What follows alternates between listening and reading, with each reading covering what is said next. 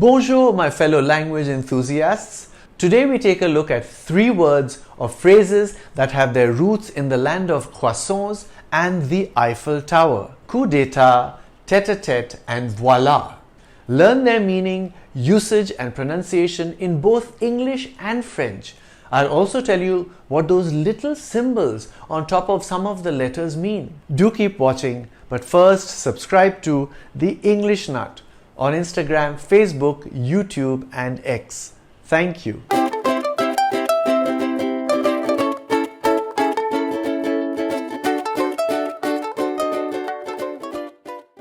This phrase was suggested by Ankita Sharma 26, coup d'état.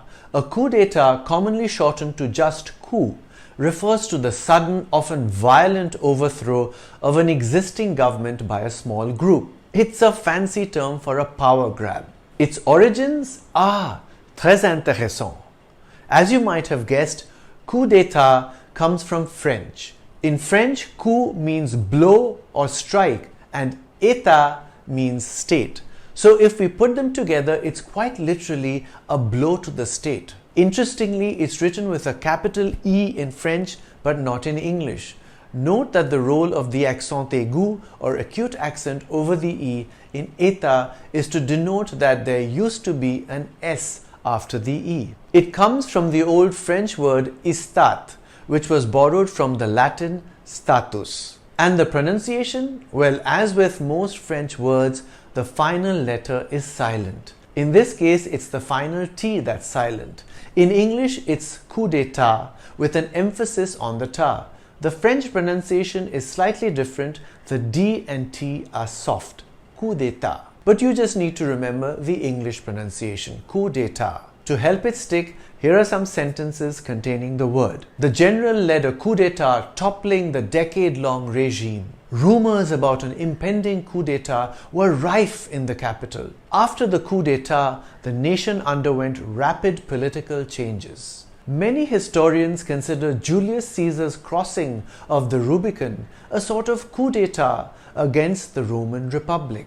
Jo Nesbø, Norwegian writer and musician best known for his detective novels, said this about his country. For many years it seemed as if nothing changed in Norway.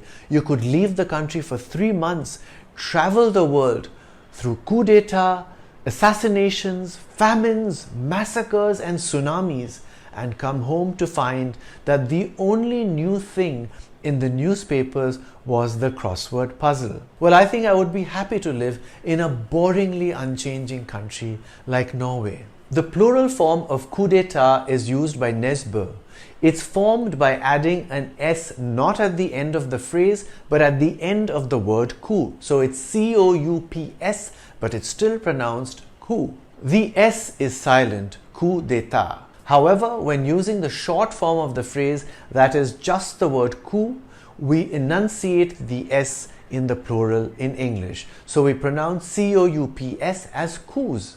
Consider the following quote from Eduardo Galeano, acclaimed Uruguayan journalist and author.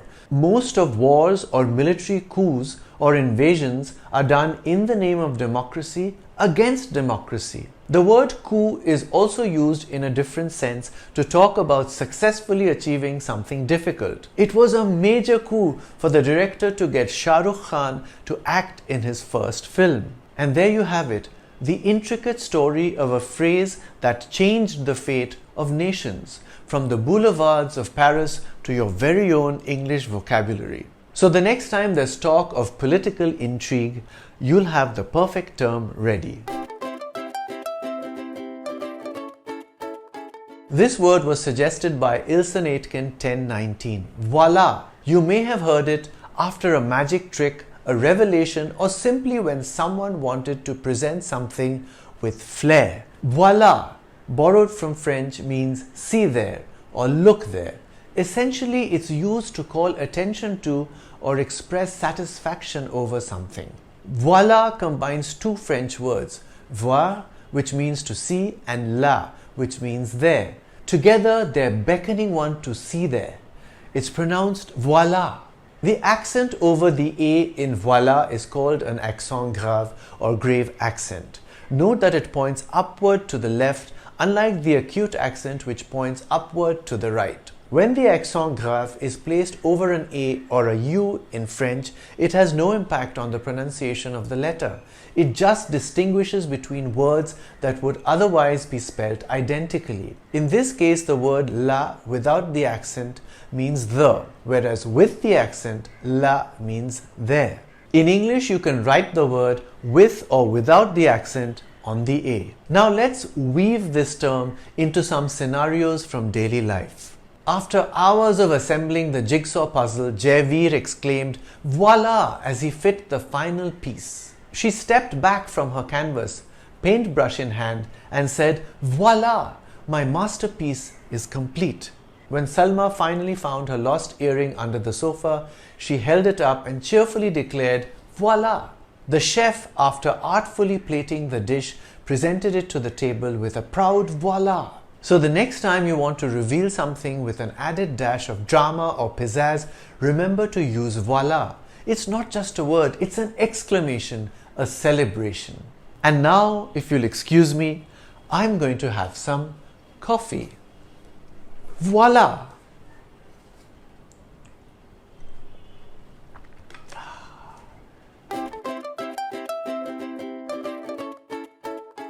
This phrase was suggested by Enjoy English 369, tête-à-tête.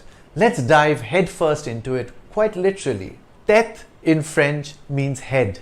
When you say tête-à-tête, you're saying head to head. If you've ever wanted a private chat with someone, you've wanted a tête-à-tête. The term means a face-to-face meeting or a private conversation between two people. The little hat over the first E in tête is called an accent circonflexe in French and circumflex in English. The French tête is derived from the Latin testa, and the circumflex is placed there to indicate that the S that followed the E in Latin has been lost. By the way, the Latin word testa means a pot. It was used as a slang word for head at one time. Come to think of it, a head is shaped like a pot. Sort of.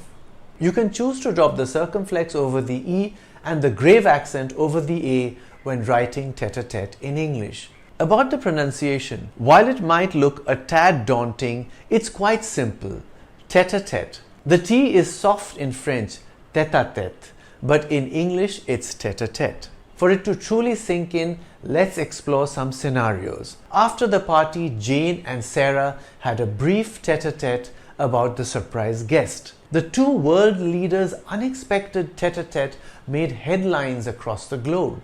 Amidst the bustling office, the colleagues found a quiet corner for their urgent tête-à-tête. Tom always cherished his tête-à-têtes with his grandmother, finding her stories fascinating. E.M. Forster wrote in his book The Longest Journey.